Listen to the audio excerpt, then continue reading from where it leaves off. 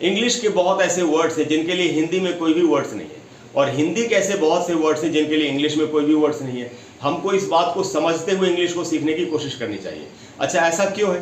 देखिए, इसका रीज़न ये है कि हमारी सभ्यता कम से कम 10,000 साल पुरानी है, अंग्रेजों की सभ्यता ज़्यादा से ज़्यादा 2,000 साल पुरानी है। फिर वहाँ 8-9 महीने ठंड पड़ती है, हमारे यहाँ 8-9 महीने गर्मी पड़ती है। उनका सामाजिक ढांचा बिल्कुल अलग है, हमारा सामाजिक ढांचा बिल्कुल अलग है। इसीलिए ये कहना कि हिंदी के हर वर्ड के लिए इंग्लिश में कोई वर्ड होगा या इंग्लिश के हर वर्ड के लिए हिंदी में कोई वर्ड होगा, ठीक बात नहीं है। तो मैं देखिए, हमारे यहाँ बिल्कुल क्लाइमेट अलग है, उनके यहाँ बिल्कुल अलग है, जैसा कि मैं भी बता रहा था। तो बहुत सी ऐसी चीज़ें हैं जो हमारे यहाँ तो होती है, उनके यहाँ नहीं होती।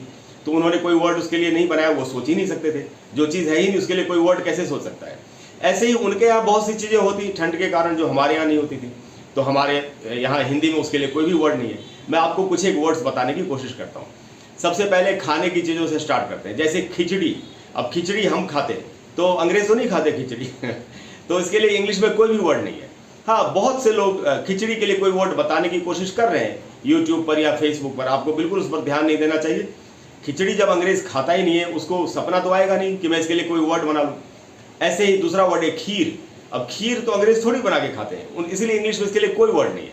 कुछ लोग बताने की कोशिश करेंगे आपको कि ये वर्ड होगा, बट ऐसा बिल्कुल नहीं है। गोलगप्पे, गोलगप्पे अंग्रेज तो खाते नहीं गोलगप्पे, वो एक्चुअली मसाला खाते ही नहीं है। गोलगप्पे खा करके तो उनकी हालत खराब हो जाएगी। लेकिन कुछ लोग हैं जो गोलगप्पे के लिए वाटर बॉल ये सब कुछ बता रहे हैं, सब बेकार की बात है। गोलगप्पे को इंग्लिश में कुछ नहीं कहा जा सकता, आप उसको गोलगप्पे ही बोल सकते हैं।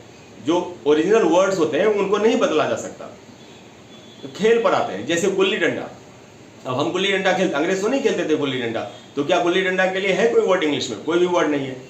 खो खो, कबड्डी, इनके लिए इंग्लिश में कोई भी वर्ड नहीं है, क्योंकि अंग्रेज खेलते नहीं थे।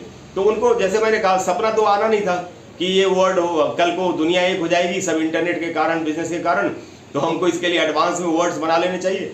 इसीलिए हमको किसी के गलत जानकारी में हमको नहीं फंसना चाहिए। एक और वर्ड आपको बताता हूँ, ये बहुत कमाल का वर्ड है, ये है जूठा।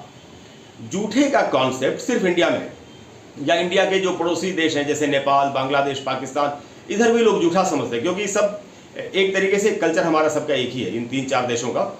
लेकिन अंग्रेज बिल्कुल नहीं जानते कि जूठा क्या होता है, उनके यहाँ जूठे का कॉन्सेप्ट ही नहीं है। हमारे तो बोलते अरे जूठा हो गया, पानी जूठा हो गया, खाना जूठा हो गया।